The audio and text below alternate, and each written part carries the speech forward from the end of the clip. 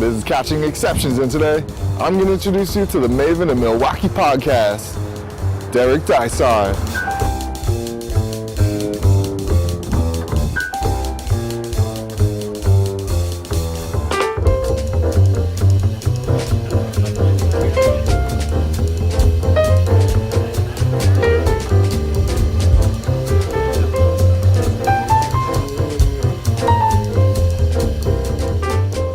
Thank you for sitting with me. Yeah, no problem. No problem. Where are you from, man? Where'd you grow up? So I'm originally from the Twin Cities in Minneapolis, St. Paul, in the U.S. So I grew up in a suburb on the Minneapolis side. It goes by the name of Minnetonka. Most people know Minnetonka moccasins. Bathe yourselves in the waters of Lake Minnetonka from Purple Rain.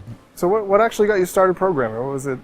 Man, I think back. So I went to a Catholic grade school in Minnetonka area, and I remember they had like an Apple II computer. And it was brand new. It was like second grade or something. I was like, oh, I want to, what's that? Like, I saw people playing games on it. I was like, how can I weasel my way in there to play some games? And I had a teacher that, she had a series of workbooks. She's like, well, if you want to use a computer, here, do this. And it was, I'm like, okay. So I'm flipping through it, and it was learn Apple Basic. So, 10, print, hello world, 20, go to, 10. That was early on. And then my father had a manufacturing business, did custom cabinetry for the retail industry. They had a distribution business, and they were going to start importing stuff from, I think, like Hong Kong or something like that. And the shipping is incredibly expensive. So they wanted to know, like, when they placed an order, is it going to fill an entire container? Because they pay one flat rate. And they're like, want to make, so it was adding, like, to each of the product records, like a cubic footage, so they could calculate, how much could go in there. And then, I'd get the sales manager being like, hey, can you make this report sort by zip code, or can you have it sort by last name? Yeah, so I did that all through high school. Ended up going off to college at the Milwaukee School of Engineering. A lot of my colleagues in my class went on to do, work for programming embedded systems in like HVAC controllers and just like really, really, really complex technical things. And it just wasn't my gig. And I ended up getting a job out of college with Capgemini, which is a global consulting firm, and ended up doing IT consulting. What year is that? Probably around 95. I graduated from college in 95. And so I remember being on a deck vac station in college and launching Mosaic. And seeing a web page, the first time, and it was web was still incredibly new.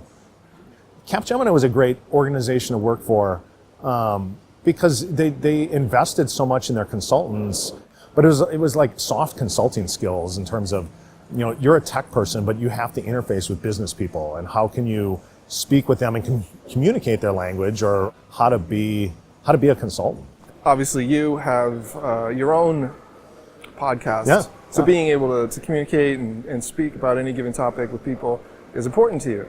How did you get started doing that? The start is I've been a huge consumer of podcasts. I listen to a ton of podcasts. I could show you my Overcast on my phone now, and I think there's like over 200 unlistened to episodes. I'm like, I always have something. And I want to say it was at Symposium 2010. I had the idea. I'm like, I should start a Sitecore podcast. And at the time I was working for an agency, and I was just like too busy. I was just like way too busy. And it was always in the back of my head. I'm like, I could do this. It's not that hard.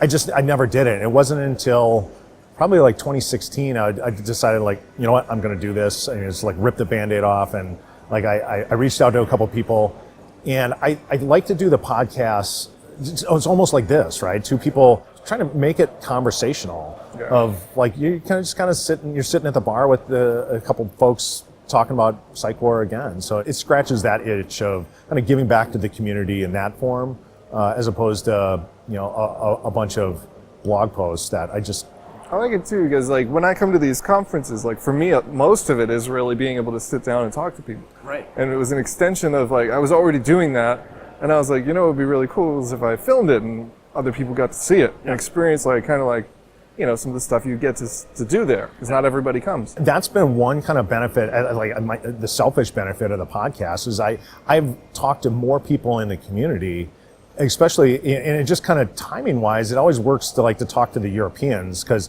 I can record it early in the morning and then it's late afternoon for them. So they're kind of winding their day down. And so when I came to SUGCON last year, when it was in Amsterdam, like I knew a ton of these people because I'd had like hour and a half long conversations with them about you name it. And so it was great to be able to come, and that's kind of why I wanted to come back. Was it's been just such a great connection to the community. And mine is completely non-technical. All right, this is entirely entertainment. I'm accepting that. It's exposing the work that everybody else is doing. As well as just kind of providing a vehicle for people to just kind of keep Sitecore front of mind. And so what else are you going to try to do with your podcast? Who have you got lined up, or what kind of... Forums is interesting. I think, it's kind of been a running joke of web forums for marketers is always just kind of it's been a thorn in my side many, many times. It's, to see the new forums module come out. So I'm going to talk to some folks about that. While we're in Europe here, GDPR is a huge topic. It's going to affect a lot of people, a lot of American companies that do business in Europe. It's definitely going to affect them. And just kind of keep my ear to the ground and see who else is doing some cool stuff. What's your message for the community? The message is just get out there and contribute. I think people are like, oh, wow, that guy did a podcast. And it's a little bit higher of a technical barrier to do, but it's not that hard. I taught myself audio editing from scratch. I had never really edited audio before. I mean, it's a little bit more involved than kind of typing something into WordPress or some other blogging platform, but get out there and it's not that hard to record something and do it in your native language. Worst that's going to happen is nobody's going to see it. I guarantee somebody's going to see it and you'll get better, but you're not going to, you can't wait till it's perfect. So just go out there and do it. Yeah, it's a good message. Yeah. Thank you. Thanks, man.